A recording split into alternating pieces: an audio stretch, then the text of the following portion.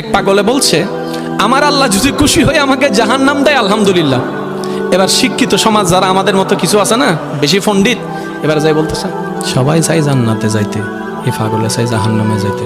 কত বড় গাদা। পাগলে মুস্কি হেসে বলে যায়, হ্যাঁ ঠিকই বলছেন, আপনাদের মতো সুস্থ আমি হতে চাই না, এই পাগলেই থাকতে চাই। এবার তাদের একটু টনক লটলো, কই কেন? সবাই চাই জান্নাত, তুমি চাচ্ছ জাহান্নাম।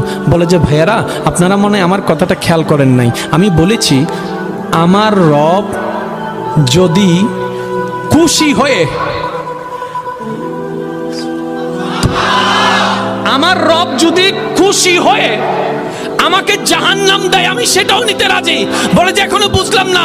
পাগল বলে জ্ঞান দিয়ে রবের বিষয় বোঝা যায় না, দিল দিয়ে বুঝতে হয়। আরে শুনো, রব যখন খুশি হয়ে যাবে জাহান্নামটা জান্নাত হয়ে যাবে, রব যখন নারাজ হয়ে যাবে জান্নাতটা জাহান্নাম হয়ে যাবে।